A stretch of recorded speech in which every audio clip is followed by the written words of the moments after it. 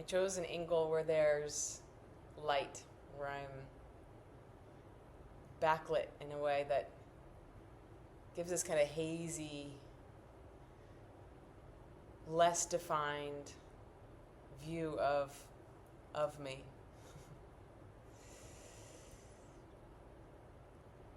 In some ways, it's because there were some objects that I wanted to have in view that just felt comfy and resonant and just where I wanted to be as I click on the camera. But also, I want to bring up one of these core teachings of yoga, which has to do with the thinning or the dissolving of the personhood. Because when we serve the story, when we serve an idea of who we were, who we are, who we think we are, the defenses are strong. That there is this invitation through the practices to make room for who we are that is beyond the individual being, the individual experience. Our sense of self that includes the story of others. In fact, when we open ourselves to each other and to say even a voice and a story that brings up all those defenses where we want to say, no, that's not how it is.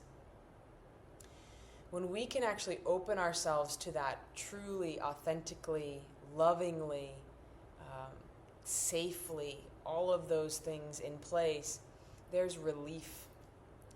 To uphold the personhood to the degree that we think we need to uphold the personhood, the clinging that happens, the defenses that are provoked, and the struggle and the suffering that comes from that, at some point isn't worth it. At some point there's such loss, such bind to only our view. It's a loss. Notice how the light thins this sense of self. It is an active part of the practice to thin the sense of yourself so that there is room for the other. There is even need for the other. There is relief in being able to not have to hold the truth from one view alone. Know how much you are fed and how much you are nourished by the openness and the concurrent, the alongsideness. If they have that same openness to listen, to create that shared story, we are more whole, more true, more connected, ultimately. So, an image that I love comes from the way that water moves along itself. It is one thing, a stream, you could say, a river. But actually within that river there are movements, there are their own trajectories, spiraling currents that ride alongside each other, that move together, that don't have to become one. And yet they flow together. They move in the same direction. They are companions, right? There's a way that they have their own boundary surface, their own movement, their own shape and trajectory.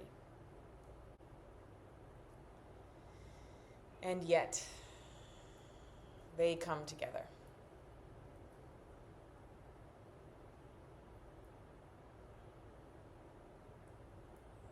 Close your eyes, take a few deep breaths.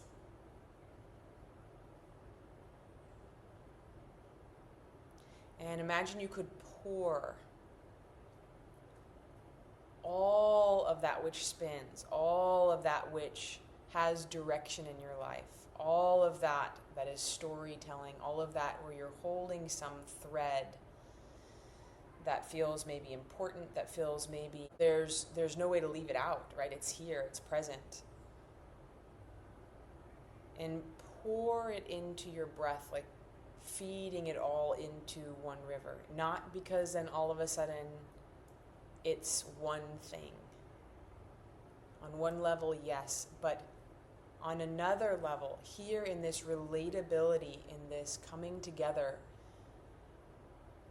of individuals in community, in communion, it is not an erasure of each story, but it is that space in which they flow together. They have room for each other. They honor one another.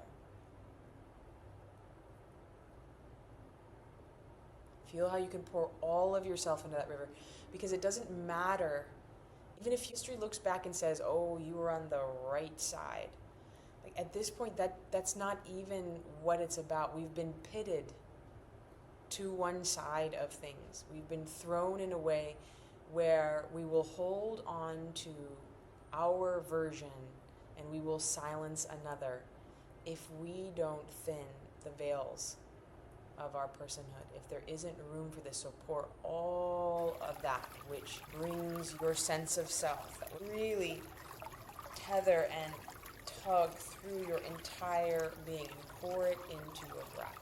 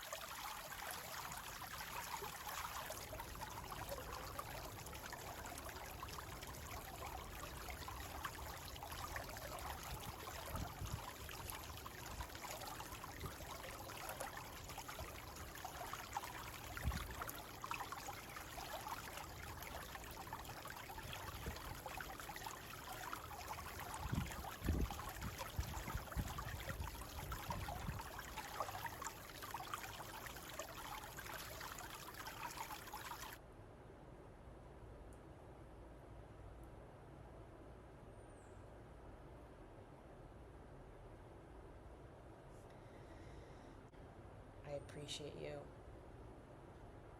I thank you for your attention and your listening.